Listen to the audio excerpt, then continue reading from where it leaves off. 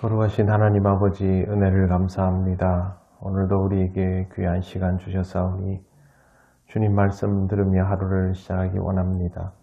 우리를 온전한 기도의 자리로 인도하여 주시옵소서. 예수님 이름으로 기도드립니다. 아멘. 찬송가 401장 하나님께 찬양드립니다. 주의 곁에 있을 때 마음이 든든하오니 주여 내가 살 동안 인도하여 주소서. 주여 나를 인도하소서.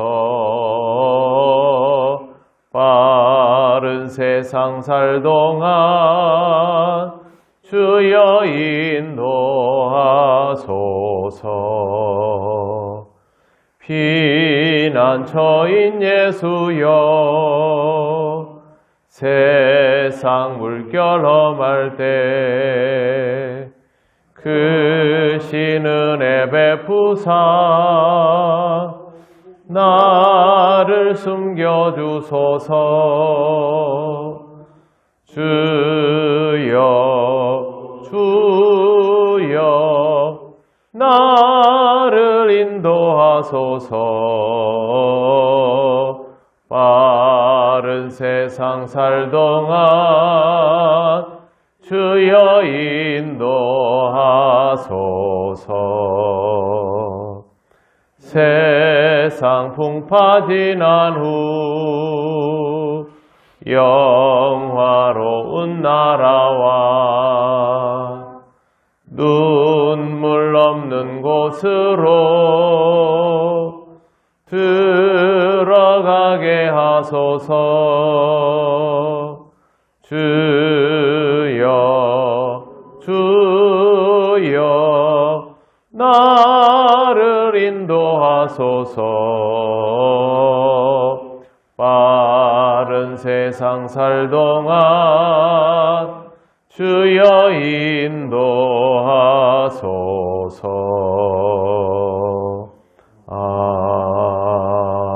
아멘. 하나님 말씀 로마서 15장 19절에서 21절입니다. 다같이 봉독하겠습니다. 표적과 기사의 능력으로 성령의 능력으로 이루어졌으며 그리하여 내가 예루살렘으로부터 두루 행하여 일루리곤까지 그리스도의 복음을 편만하게 전하였노라. 또 내가 그리스도의 이름을 부르는 곳에는 복음을 전하지 않기를 힘썼노니 이는 남의 터 위에 건축하지 아니하려 함이라. 기록된 바 주의 소식을 받지 못한 자들이 볼 것이요 듣지 못한 자들이 깨달으리라 함과 같으니라. 아멘. 네, 표적과 기사의 능력, 성령의 능력에 대해서는 어제 바울의 말과 행동에 무게가 더 실려 있다라는 것을 먼저 말씀을 드렸습니다.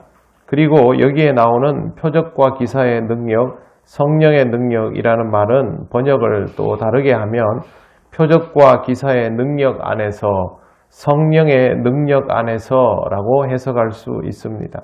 믿는 자의 모든 일은 성령의 능력으로 또 성령의 능력 안에서 이루어지는 일입니다. 반대로 말하면 성령 안에서 이루어지는 일이 아니라면 어떠한 것들이 드러나더라도 믿는 자에게서 이루어지는 일이라고 할 수 없습니다.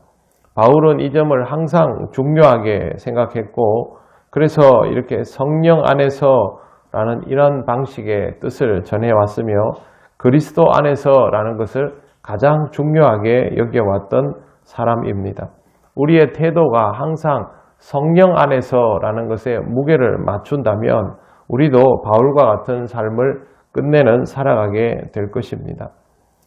그 다음에 보시면 그리하여 내가 예루살렘으로부터 두루 행하여 일루리곤까지 그리스도의 복음을 편만하게 전하였노라 이렇게 되어 있습니다. 일루리곤은 지금의 마케도니아 지역입니다. 그리스 위쪽에 있는 서쪽 끝입니다. 여기에서 더 넘어가면 지금의 이탈리아로 넘어가게 되는 것이죠. 그러니까 바울은 복음을 전해 오다가 거의 로마까지 와 있는 그런 상태, 거기까지의 경험을 가지고 있는 상태라고 할 수 있습니다. 바울의 사역이 막힘없이 진행이 되어 왔다라는 것이죠. 성경에 의하여 붙들려 있지 않는다면 이와 같이 유대인이 이방인을 위해서 정말 물불을 가리지 않고 전도를 하러 다녔던 것이죠. 이렇게 할 수가 없습니다. 그런데 바울이 일을 할 때 아주 중요한 원칙이 있습니다. 20절 보십시오. 또 내가 그리스도의 이름을 부르는 곳에는 복음을 전하지 않기를 힘썼으니 이는 남의 터 위에 건축하지 아니하려 함이라. 바울이 교회를 세운 곳에는 시간이 지나고 나서 다른 유랑전도사들이 와가지고 그곳에서 바울의 가르침에 대해서 비난을 하는 경우도 있고 바울이 사도가 아니다라고 이야기하여서 혼선을 거듭하게 하는 경우들도 있었습니다만 바울은 다른 사람이 복음을 전해놓은 자리에 가서는 절대 복음을 전하지 않았습니다. 이거는 바울에게 있어서 굉장히 중요한 원칙이 됩니다. 21절 때문에 그렇습니다. 기록된 바 주의 소식을 받지 못한 자들이 볼 것이요 듣지 못한 자들이 깨달으리라 함과 같으니라. 이사야 52장 15절을 인용하고 있습니다. 선교사님들 중에 다른 사람들의 발이 닿지 않는 곳을 찾아 들어가서 굳이 선교를 하는 분들이 있고 선교지에 갔지만 그곳에서 자기가 정착하기 좋은 곳을 찾아서 선교 사역을 하는 분들이 있습니다.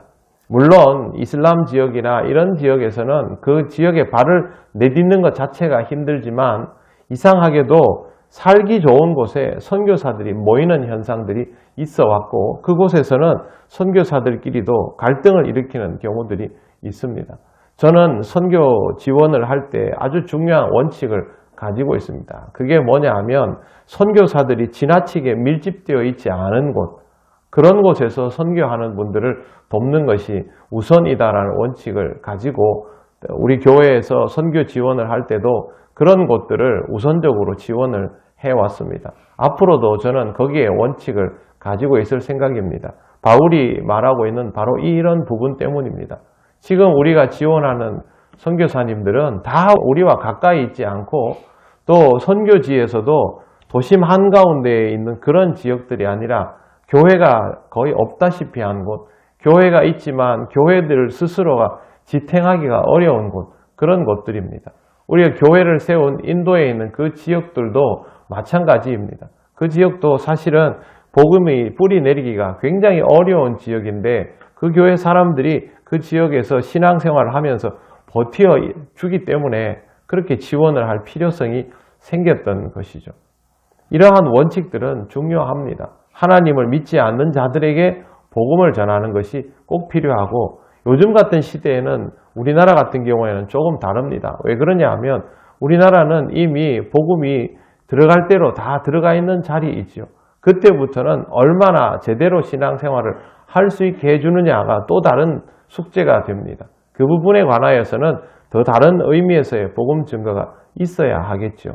그렇지만 선교지 자체에서는 바울과 같은 원칙을 지키는 것이 필요합니다. 그래서 바울은 열심히 전도를 하러 다니면서도 이미 교회가 서 있는 곳에 가서 다른 가르침을 말하거나 하지 않고 자신이 늘 지켜왔던 이 원칙 그대로 복음을 받지 못한 자들에게 복음을 전하겠다라는 것을 그대로 실천을 해왔던 것입니다. 이러한 바울의 태도로 인하여 지중해 지역에는 짧은 시간에 엄청나게 많은 교회들이 세워졌습니다.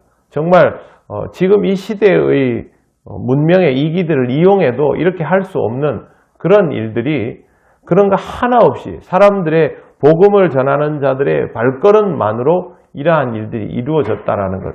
그래서 사실 1세기 교회가 세워진 지도들을 보면 그것 자체가 기적입니다.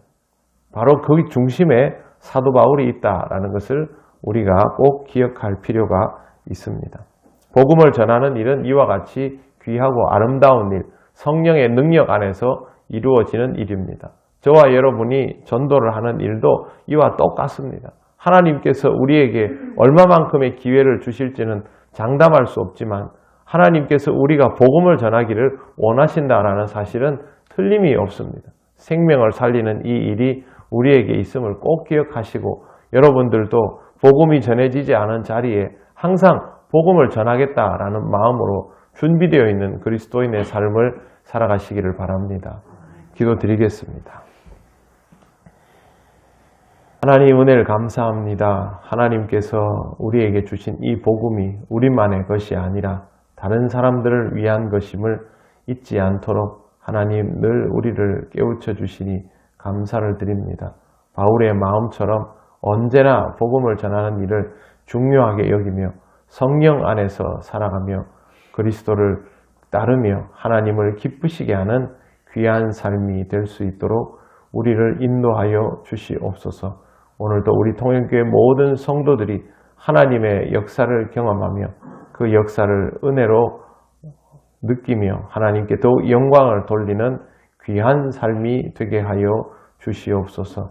감사드리며 예수님 이름으로 기도드립니다. 아멘. 하늘에 계신 우리 아버지의 이름을 거룩하게 하시며 아버지의 나라가 오게 하시며 아버지의 뜻이 하늘에서와 같이 땅에서도 이루어지게 하소서. 오늘 우리에게 일용할 양식을 주시고 우리가 우리에게 잘못한 사람을 용서하여 준 것 같이 우리 죄를 용서하여 주시고 우리를 시험에 빠지지 않게 하시고 악에서 구하소서. 나라와 권능과 영광이 영원히 아버지의 것입니다. 아멘.